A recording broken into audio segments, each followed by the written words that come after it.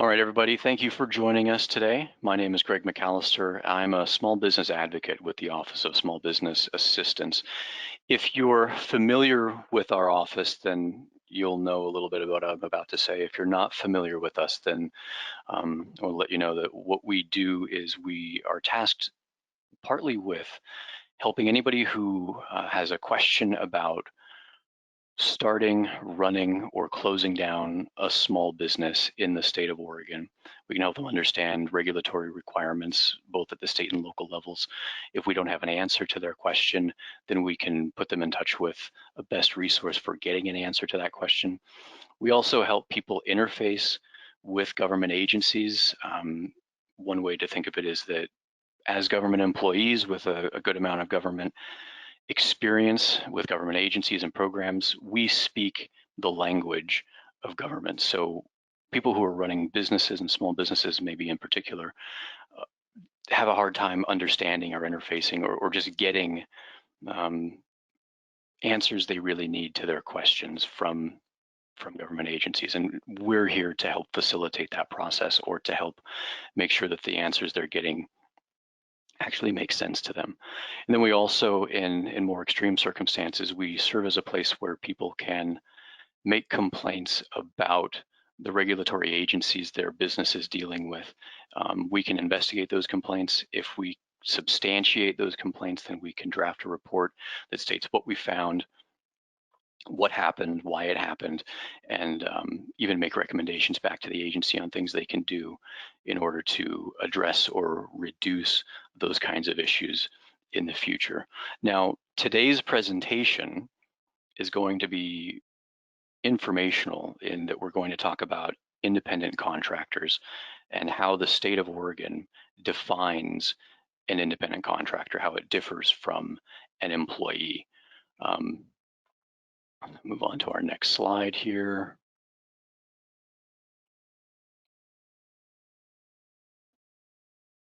So this is essentially you can think of it as a table of contents for today's presentation. So we're going to talk about myths and misunderstandings or maybe misconceptions that people have around independent contractors or what makes somebody an independent contractor.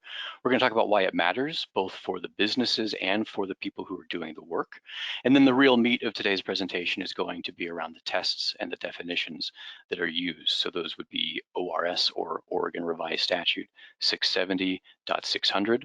We'll talk about the agencies who use that statute, and we'll talk about the actual statute itself.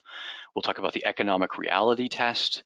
We'll talk about the agency that uses that. We'll talk about the right to control test, and then it has a supplemental test, which is called the nature of work test. So getting into the myths and myths and misunderstandings. This is a topic that I've presented on many times around the state, and I've talked to business owners and professionals about it, both in those conversations and or in conversations that have come up around other topics. We get into this, and one of the most common things that we hear or that I encounter is that people should understand simply having a contract with somebody who is doing work or having an agreement that states somebody is an independent contractor by itself, that really doesn't make an independent contractor. And as we go through the definitions and the tests later in the presentation, you should note that none of them actually use contracts or agreements or the simple existence of a contract or an agreement as a determining factor. And basically that's just because anybody can write a contract, anybody can sign a contract, and by itself a contract doesn't necessarily amount to anything that's enforceable. It doesn't necessarily have consideration for either party. You can think of an extreme sort of Rumpelstiltskin type contract where I'm gonna give up my firstborn child. Is that really something that would be, depending on the language obviously, is that something that would be enforceable or have any kind of standing? So contracts and agreements by themselves don't make someone an actual independent contractor. And we also hear a lot of things like somebody saying, well, I just hired somebody, they're gonna be an independent contractor because they're only really gonna be in the office 4 or 5 hours a week. 4 or 5 hours a week by itself is not and can't be a singularly important factor in whether or not somebody is a contractor, because you can also have part-time employees, you can have somebody who's an on-call employee. So the number of hours worked, if you're thinking of that simply as the reason why you're going to bring somebody on as a contractor, it's likely that you could be moving in the wrong direction. And then similar to that would be duration of work. So because you're only going to have somebody on for a week or a month or a season, that doesn't make somebody an independent contractor, because again, you can have a temporary employee. There's a lot more to it than just how long they're going to work for you.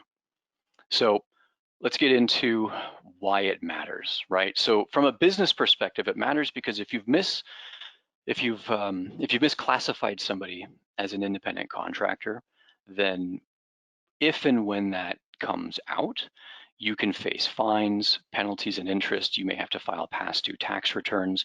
It's often the case that we being the government, find someone to have been misclassified because the worker gets let go and maybe they go file an unemployment insurance claim.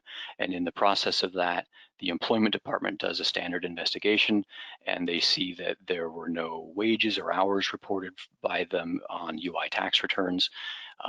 And they have to start looking at these kinds of criteria that we're going to go over. And if they find that the person really is an employee, then the employer ends up owing past due taxes with penalties and interest. They have to go back and file amended returns. And if it's something like a workers' compensation insurance issue because somebody was let go and they filed a claim over an injury, it can get even worse.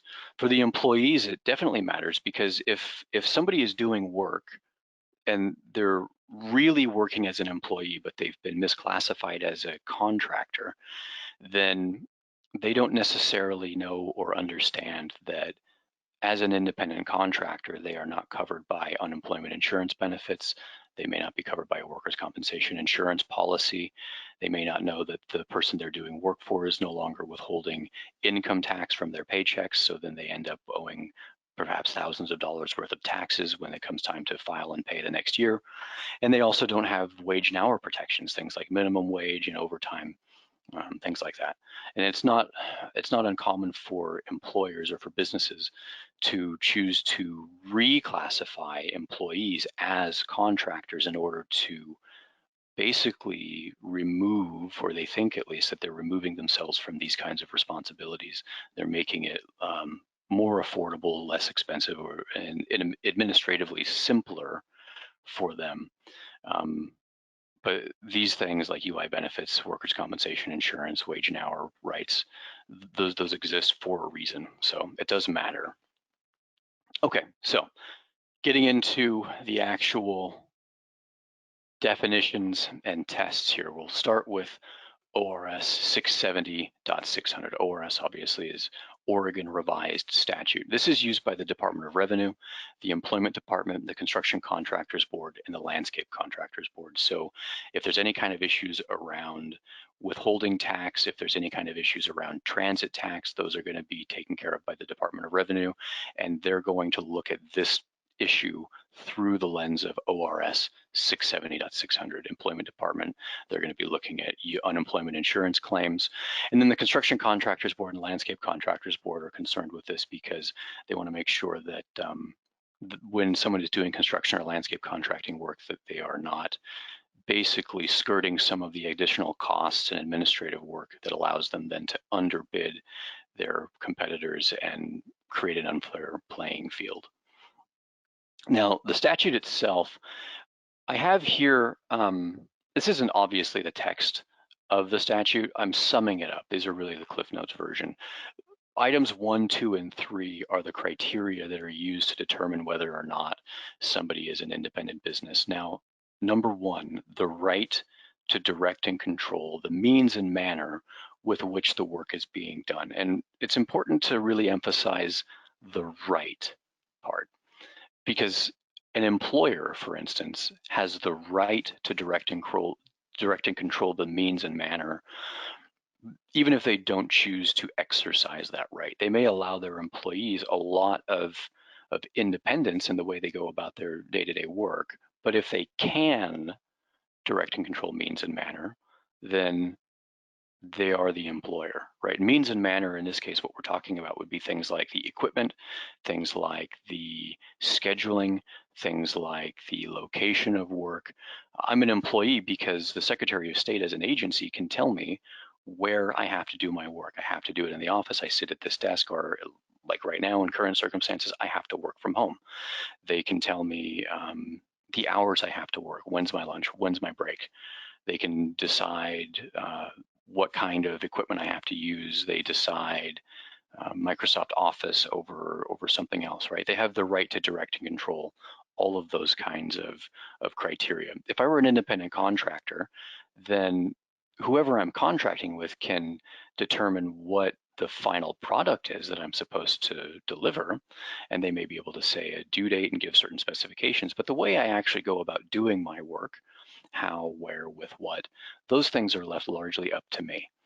Licensing, item number 2, is necessary, obviously, in situations where there are licenses anyways. So if it's something like construction contracting, then I can't have somebody come work for me as a subcontractor or an independent contractor if they aren't licensed to do the work, right? A construction contracting business may have unlicensed individuals who are doing general labor, but the business itself has to have an actual construction contractor's license.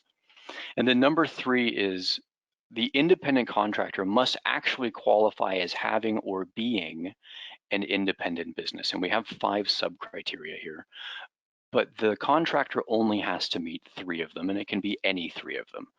So the first one on the list is location. Do they have an independent business location? That can be a commercial space they own, it can be a commercial space they lease, or it can be part of their own residence. If it's a part of their residence, that portion of the residence has to be primarily for business use. So it can't be the family computer, I work at it, and then when I'm not working, the kids come and play video games or they watch YouTube videos. That's not primarily for business use. It doesn't qualify as a home business location for this test, but it is one of the criteria. The next one is significant investment. That's not meaning significant in cost. It's not a significant dollar amount necessarily. It's significant in its importance to do the work required. So it could be something as simple as I go to nursing homes and I clip people's nails for them. If I invest in the nail clippers, that is significant in its importance to do the work. I can't do the work without those. I've invested in them. That's a significant investment. Number 3 is that I have to bear some risk of loss if I'm the contractor, right? And risk of loss can be demonstrated in a number of ways, whether it's entering into a fixed price contract where I'm going to get paid $1,000 to do the work, regardless of how many hours it takes me to do it or what I need to expend in the sense of resources. I bear a risk of losing out on time, energy, resources, whatever.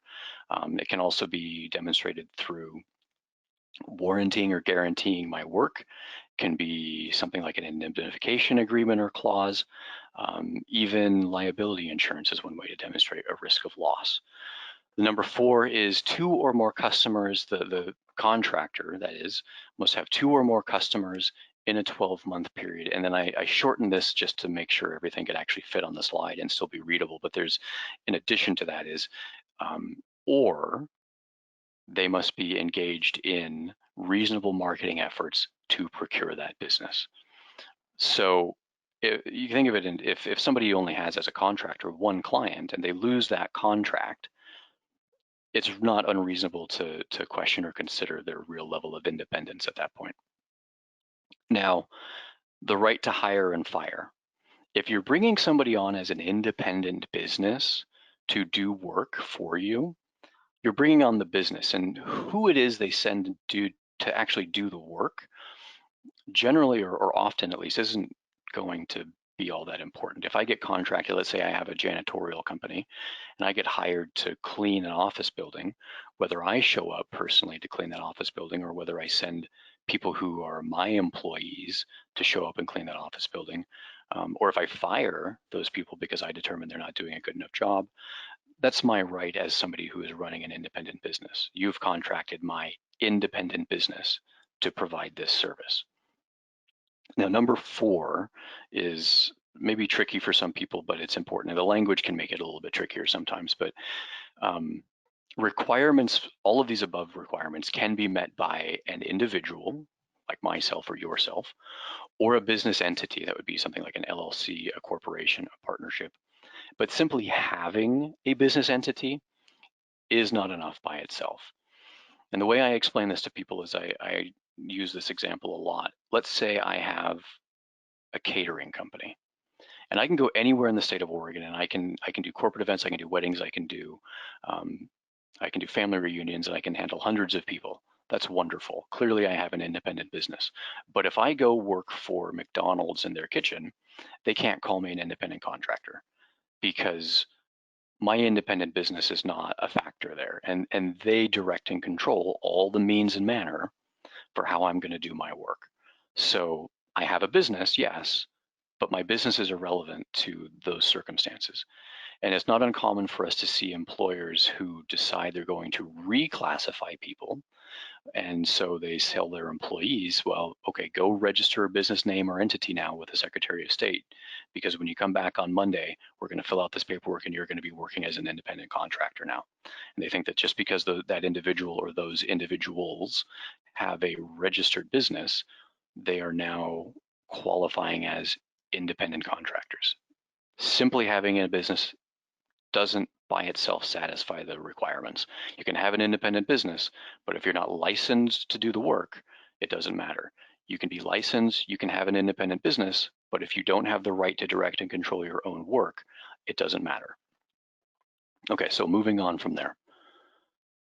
Next, we have the economic reality test. This is used by the Bureau of Labor and Industries, or BOLI, when they're evaluating wage and hour cases.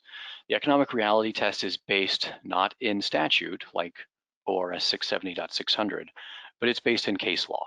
So this is something that has been developed over years and years of actual court cases and precedent. When they're applying the economic reality test, what they're looking at is who has what degree of control. And sort of they're weighting this between the person who's paying for the work and the person who's doing for the work. And as it skews towards one or the other, you become more likely to have an employee or an independent contractor. They're looking at the relative investment. When we look at these criteria, you can already see commonalities between this and ORS 670.600. So relative investment, who has the greater relative investment in order for this work to get done? Is it the person paying for it, or is it the person doing the work? If it's the person paying for it, if they're investing in training, if they're investing in equipment and location and things like that for the person who are all doing the work, then you become more likely to have an employee situation. What is the opportunity for profit and loss for the person doing the work? If the contractor faces very little opportunity to make a profit, and conversely very little opportunity to really lose anything short of potential employment, you're looking more at an employee kind of position. Required skill and initiative. As the skill level goes up, you become more likely to be able to classify somebody as a contractor. You can certainly have highly skilled employees. You can certainly have low skilled contractors. This is just one factor, but as it skews higher towards the required skill, it skews more towards capability of being an independent contractor. And then the last one here, the permanence of the relationship. So if you're bringing on somebody who has complete or at least an extremely high degree of control over their work, if they're bringing all the necessary skills and equipment and things like that to do that work, if they stand to profit from this or they stand to lose economically from it, if they're highly skilled and it's for a project and a short-term thing, then those start to skew more towards having an actual contractor. Obviously, the opposite end of the spectrum would skew more towards having an employee. Now, Bureau of Labor and Industry also uses this next one, the right to control test. And they use the right to control test in cases where they're looking at a civil rights complaint. And for anybody who isn't aware, a civil rights complaint would be if somebody feels that they've been discriminated against or harassed or somehow mistreated by an employer based on their protected class. The protected class is, there's a number of them. It includes things like, it's not limited to their age, their gender, their race, it's things like that. But it's also used by the Workers' Compensation Division over at the Department of Consumer and Business Services. As their name implies, they administer state laws and regulations and rules around workers' compensation insurance. And then, like the economic reality test, this is based not in statute, but in case law. So going into this one, we're looking at, to what degree of control does each party have? How does this skew? Right, so again, we can see commonalities now between the right to control test and the economic reality test and ORS 670.600. They're looking at method of payment. Method of payment is a few things. It's not necessarily cash or check, right? Method of payment would be, do you pay the contractor directly? Do you pay the contractor through a third party? Do third parties pay the contractor directly, and then maybe the contractor passes a fee on to you? There's a number of different ways method of payment can be factored into things. Furnishing of equipment. Who furnishes it? Is it furnished by the person paying for the work, or is it furnished by the person who is doing the work? This is similar conceptually, at least, to some of the things that we saw above, like significant investment, things like that. And then right to fire. This isn't the contractor's right to fire. So when we were in 670.600, we talked about the right to hire and fire. This is different from that. This is different in the sense that what it's talking about is the person who is paying for the work, their right to fire the person doing the work, right? Oregon is an at-will state, meaning an employer can fire somebody for no reason, for any reason at any time, unless, of course, that reason is based on someone's protected class. That would be discrimination. But if you're working with somebody who's an independent contractor, in the contract, there can certainly be language that limits either party's ability to end the relationship, where it can only be done under certain circumstances, or you have to go through a certain process. And there's consideration given to each party. There's consideration given to whoever's paying, there's consideration given to the person doing the work, and it can become a more complicated process than when you're dealing with an employee. Now, for Workers' Compensation Division, sometimes the right to control test is inconclusive. For instance, we'll just back up to it here real quick. There's 4 things here. So there's an even number. If somebody who you have brought on has a high degree of control over their work, but you're paying them directly and you're paying them on a schedule and you're paying them a set amount every time, like a salary almost, if the person then also furnishes all of their own equipment, but you can tell them they're fired and you can end the relationship at any time with little to no consequence, you may have an inconclusive right to control test. And in those circumstances, Workers' Compensation Division implies what we have here, the nature of work test. Like the previous 2, it's based in case law. It's not written out in statute. Nature of work test is going to be looking at things like the work, is it a regular part of the hiring entity's business?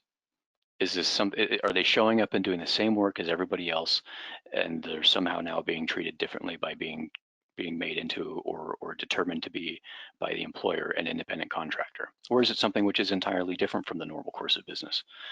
How skilled is the work? Is it something that you could bring somebody on and train them and bring them up to speed and get them going yourself? Or is it something where you really need a highly trained professional, an experienced professional to come in and do it? Is this continuous work where they're going to be doing it for the foreseeable future? Or is it here and there intermittent? Is it something seasonal? Is it something that maybe it's only once a year, a week out of the year? What? Sufficient duration, and I've shortened this like many other things. It's really coming from, is it of sufficient duration to justify actual or regular employment? If somebody's been working for you for a year, 2 years, 5 years, 10 years, it may not be reasonable to try to say they're an independent contractor. And then to what extent may it be expected, it in this case being the contractor, be expected to carry its own accident burden? Keep in mind, this is something which is applied by the Workers' Compensation Division. So in cases of workers' compensation insurance investigations or determining subjectivity for something like that, they're looking at whether or not this person, and when I say person here, that could be an individual, that could be a business entity, to what extent can it be expected to carry its own burden or accident burden separate from whoever's paying them for the work. Those are our tests. So moving on from here, there's a number of tests, there's a number of criteria in each of those tests, but they have a lot of things in common.